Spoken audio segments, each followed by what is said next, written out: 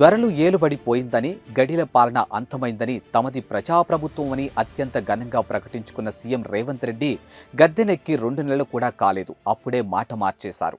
Guarantee హామీల అమలుపై U turn తీసుకున్నారు. ఇక కాంగ్రెస్ పార్టీ ఎంతో ప్రతిష్టాత్మకంగా ప్రకటించినటువంటి 6 గ్యారంటీ హామీలను 100 రోజుల్లో ఖచ్చితంగా అమలు చేస్తామని ఇంతకాలం ప్రకటిస్తూ వచ్చినటువంటి సీఎం లేటెస్ట్గా వాటి అమలుకు మెలికపెట్టారు. ఇక లోక్సభ ఎన్నికలు తెలంగాణ నుంచి కాంగ్రెస్ పార్టీకి 17 స్థానాలు అందించాలని, అలాగే కేంద్రంలోనూ కాంగ్రెస్ ప్రభుత్వం ఏర్పడాలని, అప్పుడే గ్యారంటీ హామీలు అమలు చేస్తామని విస్పష్టంగానూ ప్రకటించారు. కేంద్రంలో కాంగ్రెస్ అధికారంలోకి వస్తేనే తెలంగాణకు ప్రజలకు ఇచ్చిన హామీలు 100% అమలు జరుగుతాయి. ఇంతకాలం కేసీఆర్ అడిగింది లేదు, మోడీ గారు ఇచ్చింది లేదు. ఇప్పుడు ఇచ్చేది మేమే, తెచ్చేది మేమే.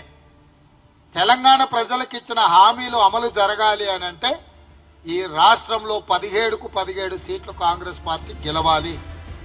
గ్యారంటీ హామీలు అమలుపై రేవంత్ చేసిన వ్యాఖ్యలు తీవ్ర దుమారము రేపుతున్నాయి. అసలే రాష్ట్ర ఖజానా ఖాళీగా ఉంది.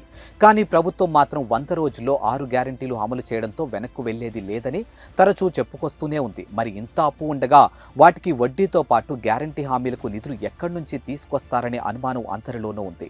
అయితే ఆ అనుమానం నిజమేనని రేవంత్ వ్యాఖ్యలతో తేలిపోయింది. ఒక్కసారి రేవంత్ చేసినటువంటి వ్యాఖ్యల దగ్గరకు వస్తే ఆయన అన్నట్లు కేంద్రంలో కాంగ్రెస్ ప్రభుత్వం వస్తేనే తెలంగాణలో గ్యారంటీ హామీలు అమలు చేస్తామనడం ఎంతవరకు సమంజసం? అలా అయితే అసెంబ్లీ ఎన్నికల సమయంలో ఇదే విషయాన్ని ప్రచారం చేయాలి కదా.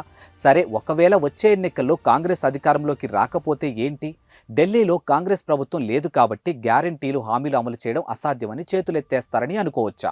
అసలు అసెంబ్లీ ఎన్నికల ముంగిట ఇచ్చినటువంటి హామీలు రాష్ట్రానికి సంబంధించినవి. ఇప్పుడు హామీలు అమలుకు పార్లమెంటు ఎన్నికలకు మెలిక పెట్టడంతో అర్థమేంటి? ఇక ప్రజాప్రభుత్వం అంటే ఇదేనా?